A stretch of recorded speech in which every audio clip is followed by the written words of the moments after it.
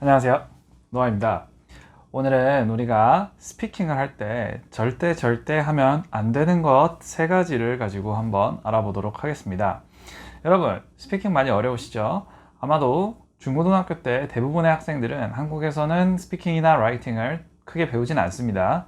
학원을 따로 다닐 수는 있지만 이것도 사실 뭔가 한국 사람들은 남들 앞에서 말하고 쓰는 것에 익숙하지가 않아요. 특히 이제 자신이 없는 언어라고 하면 더더욱 그렇겠죠. 그렇기 때문에 처음에 스피킹을 공부를 하실 때 많은 실수들을 하시고는 하는데요. 근데 오늘은 그 실수들 중에 가장 많이들 하시는 실수 세 가지를 제가 한번 꼽아 보도록 하겠습니다. 여기에서 말씀드리는 이제 스피킹 문제 공부 이런 것들은 보통 이제 토플이나 토익을 많이 하시니까 그것들을 가지고 좀 말씀을 드려보도록 하겠습니다. 네, 우선 첫 번째 실수입니다. 첫 번째 실수는 바로 있는 생각을 그대로 말하려 한다입니다. 있는 생각을 그대로 하려고 한다. 이제 자신이 생각했을 때 솔직한 어떤 자신의 의견을 말을 하려고 하는 것인데요. 여러분, 이것은 좋지 않은 방향이다. 먼저 말씀을 드리고 싶습니다. 여러분들이 생각나는 솔직한 답안이 아니라 여러분들이 생각을 했을 때 가장 잘 할 수 있는 답안을 하셔야 돼요. 아시겠죠? 여러분들은 그 스피킹 문제를 가지고 풀이를 하실 때 혹은 답안을 하실 때 여러분들의 솔직함이 비춰지길 원하시나요? 아니면 여러분들이 그 시험에서 점수를 받기를 원하시나요? 그렇죠. 점수를 받으려고 하는 거죠. 그렇다면 여러분들의 목적은 여러분들의 솔직한 답변을 내는 것이 아니라 여러분들이 여기에서 점수를 잘 맞을 수 있도록 여러 말씀을 그 점수 조건에 맞춰서 해주셔야 되는 것이다 라고 생각을 해주시면 될 것 같습니다. 예를 들어 볼까요? 예를 들어서 토플 스피킹 문제에서 나는 패스트푸드가 좋다, 슬로우푸드가 좋다라는 두 가지의 선택이 있는 질문에서 나는 실제로는 슬로우푸드가 좋으니까 슬로우푸드로 무조건 한다면 여러분들이 이제 맛이나 아니면은 어떤 감동, 뭐 분위기 이런 말씀들을 하셔야 되는데 이런 것들은 사실 논리적으로 설명을 하기가 어렵죠. 예를 들어서 저는 서먼가든에서 먹었던 한우 갈비보다 군대에서 30km 행군하면서 먹었던 육개장 컵라면이 더 맛있었다고 하는 사람들도 있단 말이에요. 저를 포함. 그렇기 때문에 그런 것들은 이제 사실 논리적으로 설명이 되지가 않죠. 왜 그렇게 뭐가 더 맛있는지 결정이 되는 걸까요? 상황마다 다르기 때문이고 우리는 사람이기 때문입니다. 그렇기 때문에 여러분들이 솔직한 답안을 주시는 거 이거는 한번 다시 생각을 해보셔야 된다. 어떻게 해야 된다? 여러분들이 생각했을 때 잘할 수 있을 것 같은 걸로 해야 된다. 그리고 그 잘할 수 있을 것 같은 경우는 여러분들이 최대한 실용적으로 생각을 해주시는 게 가장 좋은데요. 왜냐하면 실용적인 것들은 대체적으로 쉽게 논리적으로 말씀을 하실 수가 있기 때문입니다. 그래서 여러분들이 간단한 질문을 만약에 요청을 받으셨을 때는 항상 실용적으로 말씀을 해주시는 게 좋아요. 예를 들어서 회사를 들어간 어떤 인터뷰를 본다고 할게요. 자, 여기에서 만약에 질문이 나옵니다. 당신은 급여가 좋으신가요? 아니면은 적성에 맞춰서 직장을 들어가는 게 좋으신가요? 라고 이렇게 물어봤어요. 자, 그러면 실제 만약에 면접을 본다, 취직을 위한 면접을 본다 하면은 여러분들 뭐라고 하시겠습니까? 마음속에는 급여지만 실제로는 적성이라고 해야 되겠죠. 왜? 뭔가 내가 지금 이 사람들 처음 보는 자리에서 그것도 내가 취직을 하려고 인터뷰를 보는데 거기에서 내가 급여라고 하면 어떻게 되겠습니까? 뭔가 이기적인 사람 같잖아요. 그죠? 근데 사실 뭐 돈을 좋아하고 뭐 급여를 좋아하고 이런 건 나쁜 게 전혀 없죠. 어떤 사람에게는 목표일 수 있고 그리고 다른 사람들에게 피해만 주지 않는다면은 정말 건전한 목표입니다. 그죠? 그런데 이제 여기에서는 어떻게 한다? 대부분이 적성으로 하신단 말이에요. 그래서 실제로 적성으로 하셨다가 이 직업과 적성을 끼워 맞추려는 아주 어려운 생각을 하시게 되는 거죠. 이제 그렇다 보면은 어떻게 될까요? 여러분들의 스피킹이 안 좋게 점수가 나오겠고 여러분들은 또 한 번 시험을 쳐야 되는 그런 일이 생길 수가 있는 것이죠. 그래서 이렇게 생각대로 하는 것 아니라 시험에서 점수를 잘 맞을 수 있는 방향으로 생각을 하셔야 된다.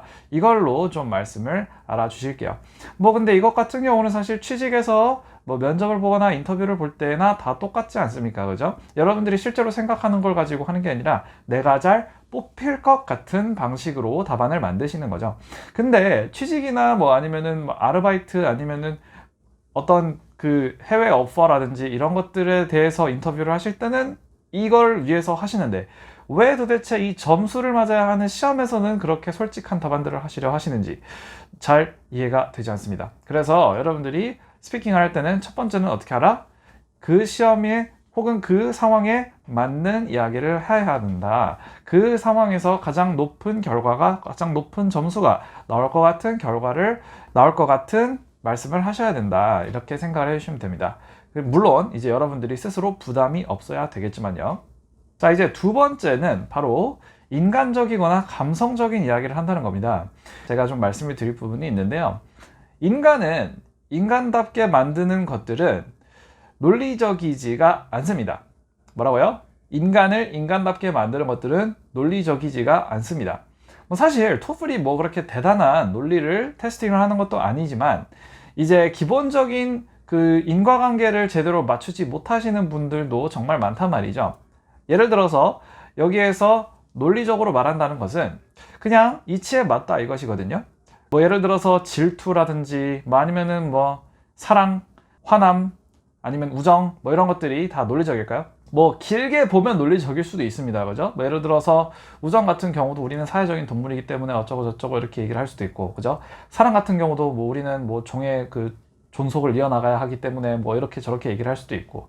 하지만 여러분들이 여기서 이런 부분들에 대해서 이야기를 하시면 힘들게 말씀을 하시게 될 가능성이 매우 높습니다. 왜냐면 이런 것들은 한글로 설명을 해도 힘든 것들인데 영어로 설명을 하니 훨씬 더 힘들겠죠. 자, 뭐 또 다른 예시를 한번 들어볼까요? 여러분 혹시 모나리자라는 그림 아시나요? 정말 유명한 그림이죠. 정말 유명한, 사실 그림이라는 말이 좀 부족합니다. 그죠? 걸작이라고 할게요. 걸작. 네, 거의 전 세계에서 가장 비싼 예술품 중 하나일 겁니다. 이게 여러분 혹시 얼마인지 아시나요? 제가 구글에 한번 쳐봤습니다. 구글에 한번 쳐봤는데 얼마가 나오냐면 $830 million 라고 하더라고요. 이게 얼마냐면 8억 3천만 달러. 그러니까 환율을 예를 들어서 1달러에 1200원으로 계산을 해보면 약 1조 원이 좀 넘게 나올 가능성이 있는 그런 아주 값진 예술품인데요. 자, 이거를 이제 그림 하나를 가지고 예를 들어서 쌀을 산다고 생각을 해볼게요. 자, 그러면은 이 쌀을 사면 여러분 얼마나 많이 살 수 있을까요? 아무래도 서울시는 다 뒤덮을 정도는 살 수 있지 않을까요? 만약에 그 1조 원이랑 가까운 돈으로 쌀을 사서 여러 인명을 살릴 수 있다 하면 수십만 명은 적어도 뭐 몇 달 동안은 먹여 살리지 않을까 생각이 듭니다. 그리고 이 수십만 명의 목숨이랑 모나리자 그림 하나의 가치가 동일하다. 이게 말이 된다고 생각하십니까? 뭔가 말이 안 맞잖아요. 그죠? 네, 바로 이렇게 가치를 매길 수 없다. 그죠? 어떤 사람은 그런 말도 하잖아요. 돈보다 생명이 더 중요하다. 그렇게 치면 수십만의 생명은 돈이 얼마나 더 있어야 되겠습니까? 그죠? 그러니까 그렇게 생각을 하면은 사실 이 그림 한 짝이랑 이 수십만 명의 목숨 절대 저울질이 불가능하단 말이죠. 근데도 이제 돈으로 치면 똑같은데 이거 왜 그런가요? 뭐 그 작가의 뭐 화가의 뭐 어떤 히스토리 뭐 이게 시대적 배경 여태까지 그 이제 지켜져 온 역사 뭐 이런 것들 다 따지면은 뭐 그게 1조 원이 되는 건가요? 그렇게 치면은 옛날에 5천년 전에 있었던 무슨 뭐 메소포타미아 문명 뭐 이집트 문명 이런 데 있었던 땡전 한 푼이 그 역사도 있고 그리고 실제 가치도 있었으니까 더 가치가 있어야 되는 거 아닐까요?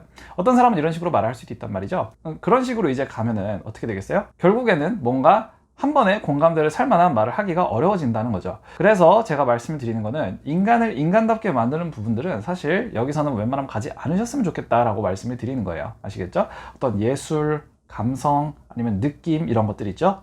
뭐 아니면은 정치라든지 이런 것들도 사실 여기서는 말씀을 하시기가 힘들고 그리고도 이제 설명도 힘들기 때문에 그런 쪽으로는 가지 마셔라 라고 말씀을 좀 드리고 싶습니다. 아시겠죠?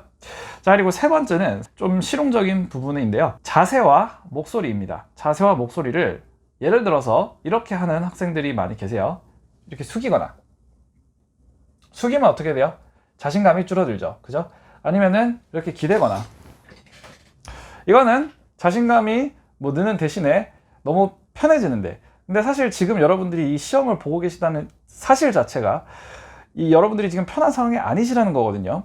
그죠? 그러면은 이렇게 편하게 하시면 될까요? 안 될까요? 안 되겠죠. 그죠? 그래서 허리를 딱 펴고 여러분 다리 같은 거 꼬지 않고 네, 기대지 않고 열심히 이 시간에 임해서 최선의 퍼포먼스를 낸다라고 생각을 하시면서 가시기를 부탁드립니다.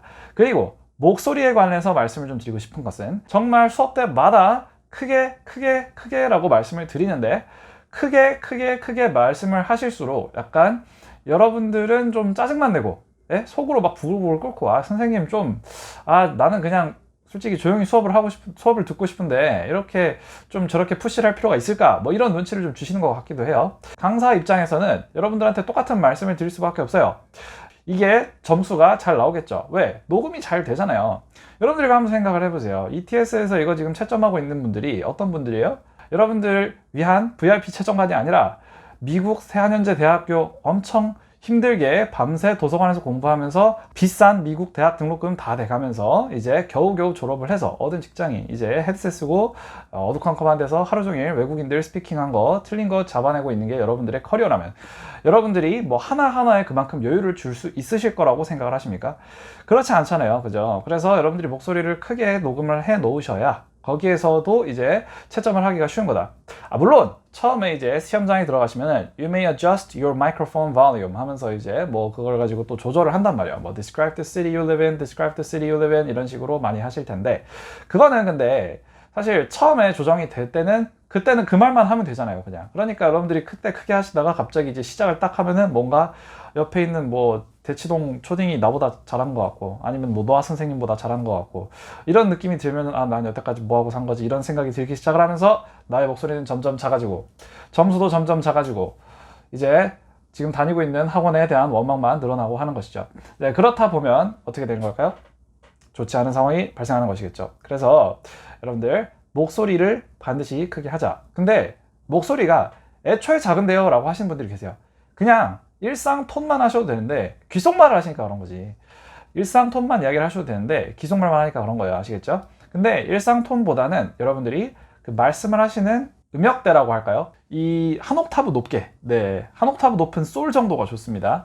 저도 이제 원래는 이제 통화할 때는 굉장히 중저음이란 말이에요. 네, 듣는 사람 굉장히 좋아합니다. 근데 이렇게 비디오를 촬영을 할 때나 아니면은 수업을 할 때는 확실히 높은 목소리로 말씀을 드린단 말이에요. 왜? 이게 더 집중하기가 쉽잖아요. 예를 들어서 이런 식으로 제가 두 가지 방식으로 말씀드린다고 쳐볼게요. I am sick and I'm thinking of going to hospital. I am sick and I'm thinking of going to a hospital. 이런 식이면 이제 어때요? 이제 좀 듣기가 쉽죠? 그죠? 좀 높은 톤에서 시작을 하잖아요. 그죠? 근데 예를 들어서 일상 톤으로 이런 식으로 한번 더 쳐볼게요. I'm sick, so I'm thinking of going to a hospital. I'm sick, so I'm thinking of going to a hospital. 집중하기가 힘들어요. 그죠? 계속 이런 식으로 말을 한다. 그러면은 듣는 사람 입장에서 집중이 잘 안 된단 말이에요. 그리고 이런 것들 적절한 곳에 인토네이션을 넣어주고 액센트를 넣어주고 할 수 있는 능력도 여러분들이 채점이 되는 능력이다라고 생각을 하시고 이런 것도 좀 연습이 돼야 되는 거예요. 아시겠죠? 네, 수많은 연습과 이제 수많은 피드백 이 두 가지를 가지고 여러분들이 계속해서 이 액센트나 아니면 목소리 크기 이런 것들 좀 최대한 늘려주시려고 해주시는 게 좋습니다. 아시겠죠? 스피킹이나 아니면 뭐 인터뷰를 하실 때 좀 하시면 안 되는 세 가지를 좀 알아봤는데요. 네, 이런 것들 잘 유념을 해두셨다가 여러분들이 실전 시험에 가시거나 아니면은 실전 인터뷰를 보신다 하실 때 좀 어느 정도 도움이 되셨으면 좋겠네요. 이상 도움이 되셨다면 구독과 좋아요 부탁드립니다. 감사합니다.